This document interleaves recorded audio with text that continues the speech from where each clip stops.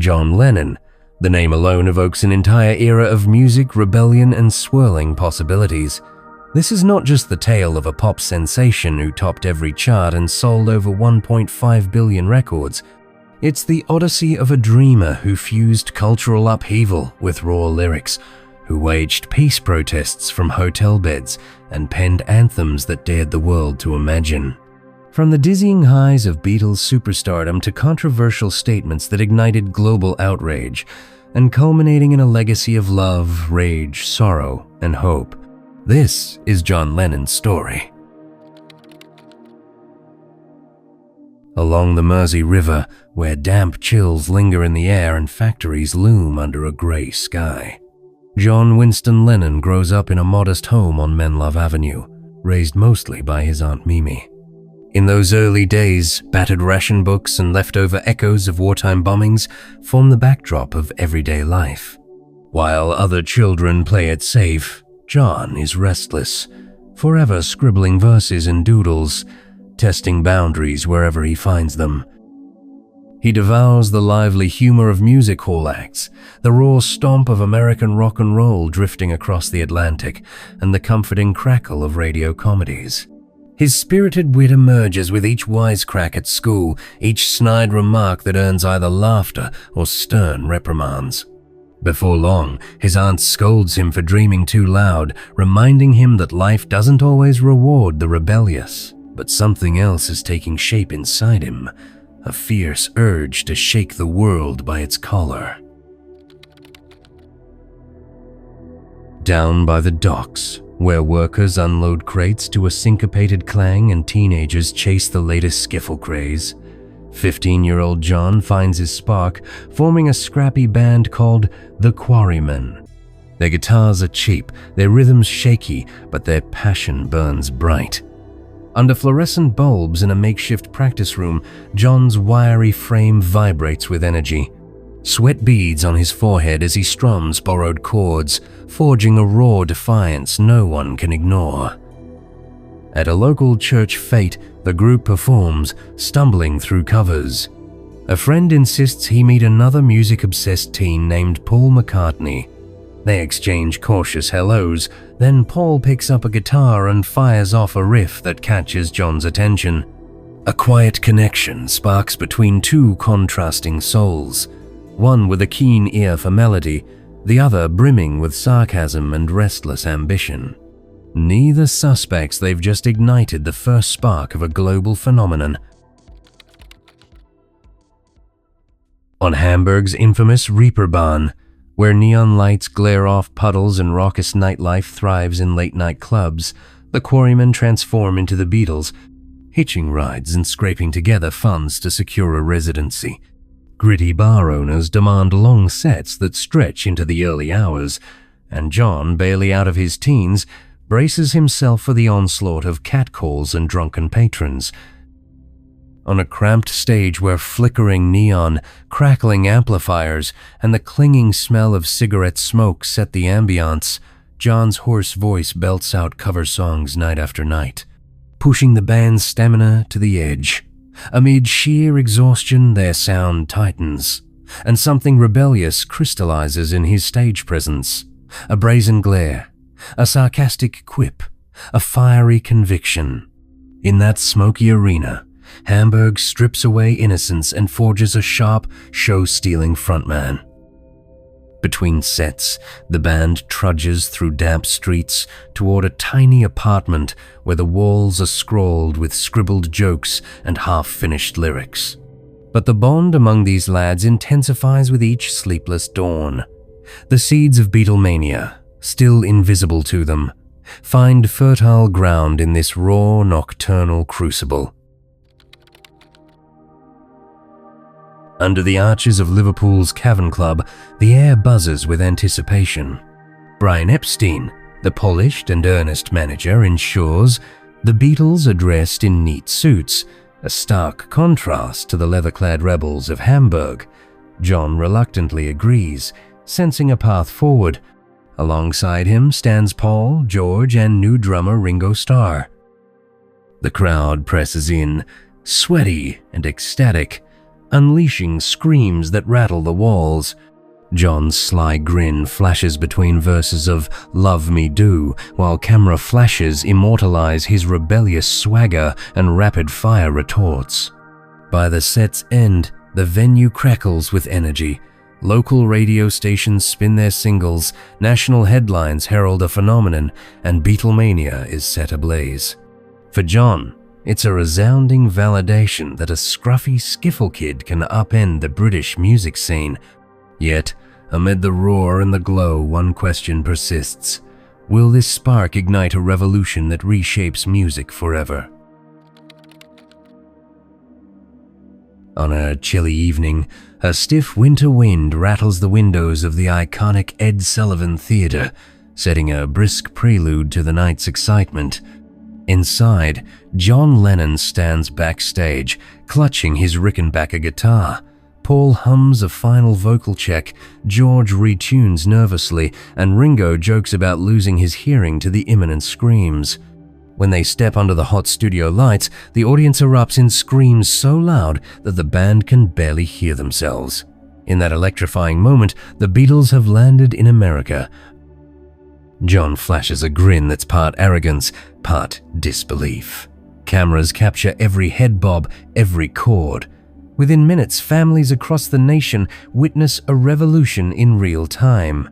Tens of millions watch from their living rooms, captivated by these mop-topped Brits whose music hits deeper than teen fanaticism alone, striking a chord with a country yearning for a musical revolution.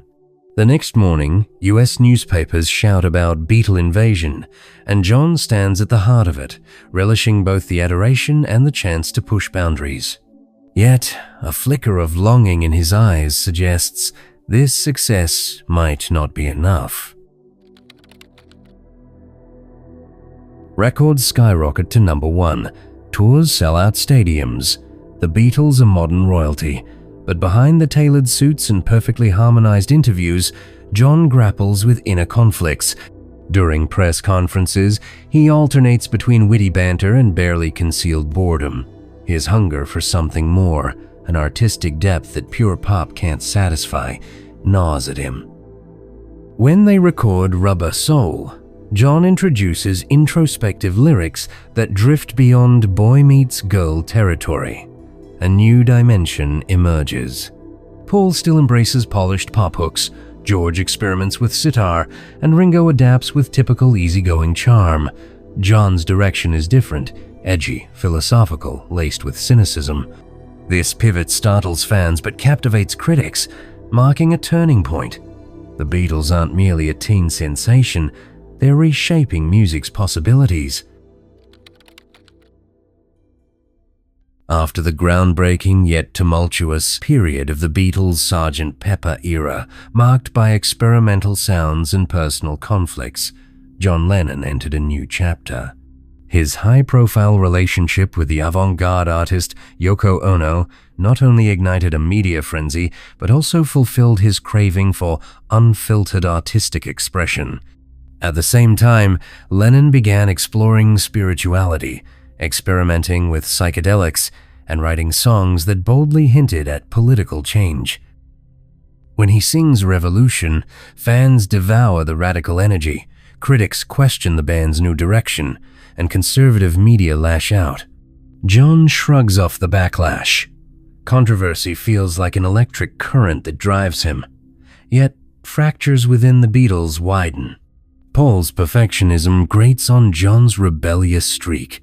George seeks spiritual solace, and Ringo feels stuck in the crossfire.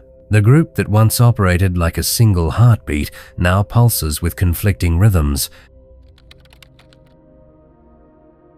With Brian Epstein gone, the magic that once united the Beatles begins to fray. Court battles over management erupt, and Paul's public departure blindsides John and the rest of the band. News that the press quickly proclaim as the end of an era. Amid the collapse of a brotherhood that had defined his life, John wrestles with a mix of relief and anger. Determined to forge his own path, he channels that turmoil into raw, soul-bearing solo work. The confessional style of Mother and the haunting vulnerability of God reveal a man reintroducing himself to the world, less Beatle, more Lennon. In these tracks, his voice cracks with anguish and defiance, daring anyone to define him by his past. He stands in studios with Yoko at his side, forging anthems that question everything from religion to personal idols. The same wit that charmed the world now tears down illusions. John is liberated but also adrift. In the heart of Manhattan, amid towering brick facades, John and Yoko settle into the iconic Dakota. The raw energy of New York mirrors Lennon's own rebellious spirit, fueling his plunge into anti-war protests, orchestrating bed-ins for peace, and challenging authority, actions that even prompt some to label him disruptive enough to risk deportation. Confronted with legal hurdles, he remains defiant, steadfast in his belief that music and activism are inseparable. At social gatherings, conversations buzz with talk of politics and protests, and John becomes a lightning rod for controversy. Publicly, he denounces the Vietnam War, championing messages of love and understanding even as he fires off sarcastic retorts to reporters. Every move he makes draws scrutiny. Yet behind the public persona, he yearns for a quieter life, a space where he can be a father, a partner, a man in search of meaning beyond the spotlight. With each passing year, the tension between his public activism and private longing grows ever thicker. As silence fell upon John Lennon's career, at least in the public eye, after years of frenzy, he decides to step back and focus on domestic life with Yoko, raising their son, Sean. Mornings begin with cooking breakfast. Evenings end with bedtime stories. Vinyl records spin in the living room, but the recording studio remains silent. He leaves behind the screaming crowds for simple routines. Occasional glimpses show him strolling through Central Park, unbothered by the city's hustle, a guitar occasionally slung over his shoulder. The rebellious flame still smolders, but fatherhood and introspection occupy most of his mind. Friends wonder if he'll ever return to the studio. He quietly composes lullabies and fragments of lyrics that linger in half-filled notebooks. In 1980, John re-emerges with Double Fantasy, a record that pulses with renewed creativity, weaving his voice and Yoko's artistry into a mosaic of reflection and hope. Radio stations buzz with excitement. The living legend has returned.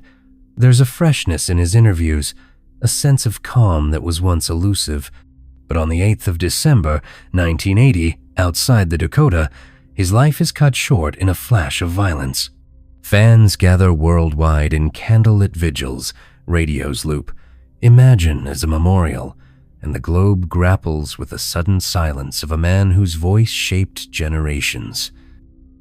Grief sweeps across continents, from Liverpool's docklands to Manhattan's skyscrapers.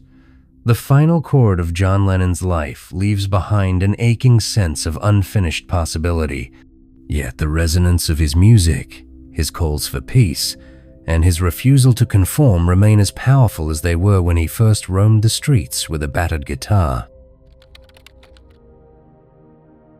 John Lennon was never just the witty one in the biggest band on earth. He was a restless mind that channeled humor, anger, longing, and boundless love into universal anthems. His voice carried beyond stadiums and television broadcasts, beyond political skirmishes and personal demons. It challenged us to reconsider old notions of how loud or how vulnerable one can be in pursuit of truth. His songs remain anthems of defiance and tenderness, bridging generations that crave both comfort and revolution. The restless teen from Liverpool became a man who left footprints on the music industry, activism, and the hearts of millions who still hum his tunes in quiet moments.